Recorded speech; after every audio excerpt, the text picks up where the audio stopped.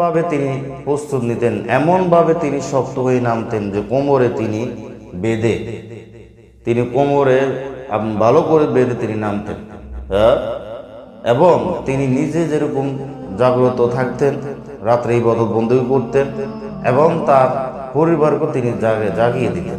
কানা রাসূলুল্লাহ সাল্লাল্লাহু আলাইহি ওয়াসাল্লাম ইযা দাখালাল আশর, যখন রমজানের শেষ দশকে আসতো, নবী সাল্লাল্লাহু আলাইহি ওয়াসাল্লাম আহিয়াল লাইল, রাত্রি জাগরণ করে তিনি ইবাদত বন্দী করতেন। ওয়া আইকাযা আহলাহু, এবং তার পরিবারকে জাগিয়ে দিতেন। আমাদের মধ্যে কয়জন আমরা নিজে সালাত আদায় করি, কিয়াম করি, ওই রাতে ইবাদত বন্দী করি, আর কয়জন আমাদের পরিবারকে আমরা জাগিয়ে দিই? সচেতন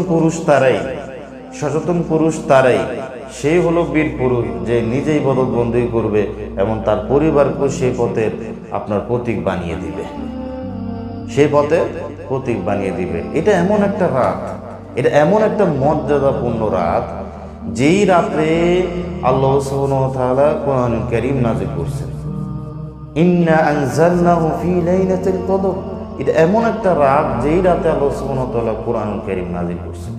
আল্লাহ সুবহানাহু ওয়া তাআলা বলছেন, ওমা আদরাকা মা লাইলাতুল কদর, তুমি কি জানো? আল্লাহ সুবহানাহু ওয়া তাআলা প্রশ্ন করতেছেন, আল্লাহ সুবহানাহু ওয়া তাআলা আবার নিজেই উত্তর দিচ্ছেন, লাইলাতুল কদরি খায়রুম মিন আলফি শাহর, 1000 মাসের চেয়ে উত্তম, 1000 মাস ইবাদত বন্দেগীর চেয়ে উত্তম হলো ওই একটি রাত, যে রাত মাগরিব থেকে শুরু হয় হাত্তা মাতলাইল ফজর, ফজর পর্যন্ত।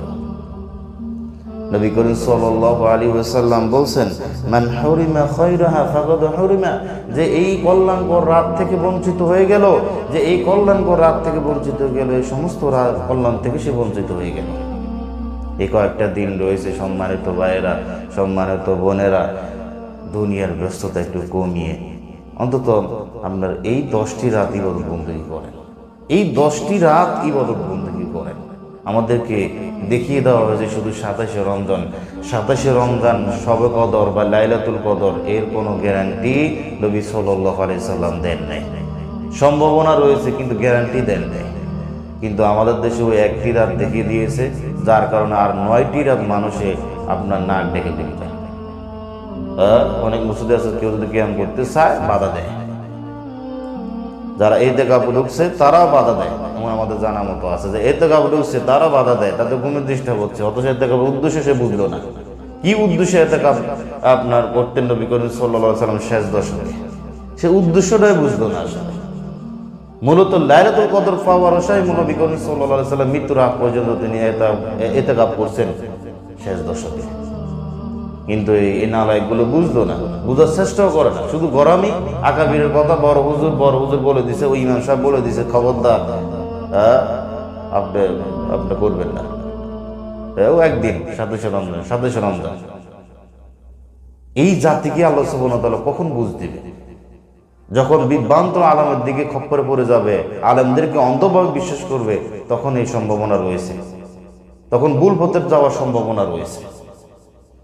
এই জন্য এই 10 দিন, বিশেষ করে আর কয়েকটা দিন রয়েছে, এই কয়েকটা দিন আপনারা পরিশ্রম করবেন। নবী করিম সাল্লাল্লাহু আলাইহি ওয়াসাল্লাম বলছেন যে মান কানা মুলতামিসাহা, কেউ যদি লাইলাতুল কদর তালাশ করতে চায়, ফালইয়ালতামিসাহা ফিল আশরিল আওয়াখির রমাদান, সেই জন্য রমজানের শেষ দশকে তালাশ করে।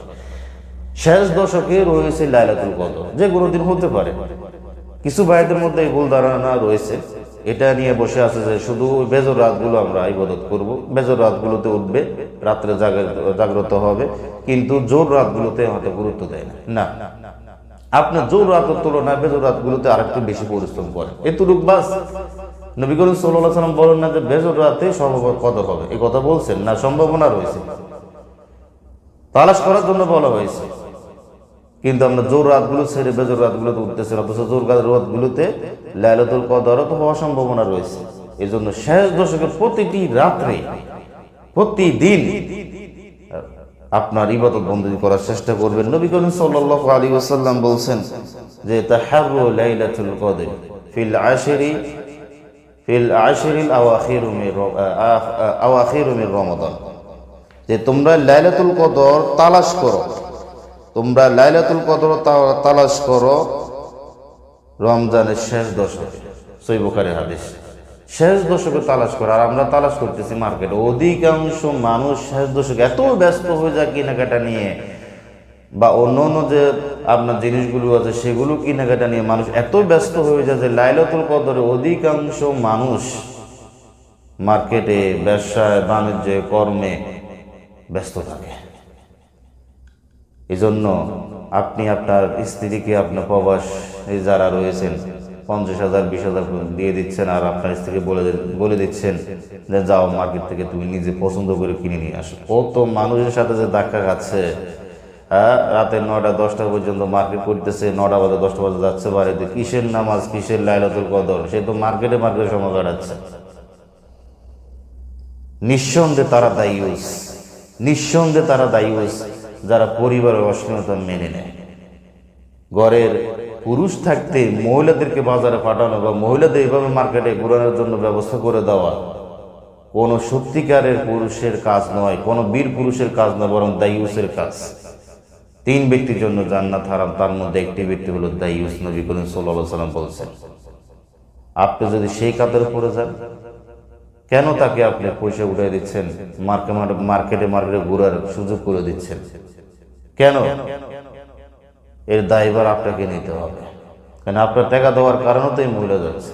আপনার তো বলা উচিত ছিল এই 10 দিন তুমি বের হইও না, এই 10 দিন তুমি ভালো করে ইবাদত বন্দেগী করো। কারণ এই 10 দিনে লাইলাতুল কদর রয়েছে, রাত্রে ইবাদত বন্দেগী করো, দিনের বেলা একটু ঘুম যাও, আর একটু সংসারে কাজ করো, আর রাত্রে সারা রাত ধরে জাগ্রত থাকো, ইবাদত বন্দেগী করো।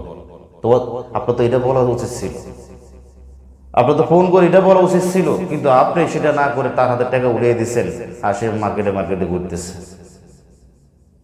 সম্মানিত ভাইয়েরা, এই ভুল কখনো করবেন না। আপনার স্ত্রী আপনার জান্নাতে যাওয়ার কারণ হবে, আপনার স্ত্রী আপনার জাহান্নামে যাওয়ার কারণ হবে। কি করবেন? আপনার স্ত্রী তো আপনার কবরে যাবে না।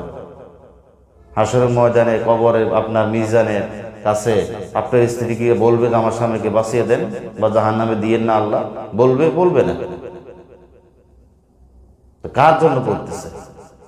অন্তত রমজানের শেষ দশকে নিজে আমল করেন, পরিবারকে বলার চেষ্টা করেন। বিশেষ করে মহিলাদেরকে বলবো যে আপনারা এই বিষয়ে খুবই গাফেল। আপনাদেরকে 27 রমজান দেখিয়ে দিয়েছে আমাদের হুজুরগুলো, কিন্তু বাকি 9 দিন থেকে আপনাদের 9 দিন ইবাদত বন্দেগী করার থেকে আপনাদেরকে দূরে রাখছে, নিঃসন্দেহে দূরে রাখছে। ইবাদত বন্দেগী করুন শেষ দশকে, বিশেষ করে বেজর রাতগুলোতে বেশি ইবাদত বন্দেগী করে। আর এই দোয়াটা পড়বেন বেশি বেশি করে, আল্লাহুম্মা ইন্নাকা আফুউন তুহিব্বুল আফওয়া ফা'ফু আন্না।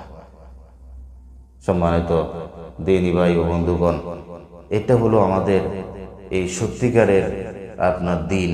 যে দিন, সত্যিকারের দিন থেকে আমরা অনেকেই পিছিয়ে আছি। সত্যিকারের দিন আমরা অনেকেই জানি না, জানার চেষ্টাও করি না, আর জানলেও মানার চেষ্টা করি না। আমরা আছি বড় হুজুরের দোহাই দিয়ে, বাপ দাদার দোহাই দিয়ে, আমরা আছি বড় মাওলানা, বড় পীর সাহেবের দোহাই দিয়ে।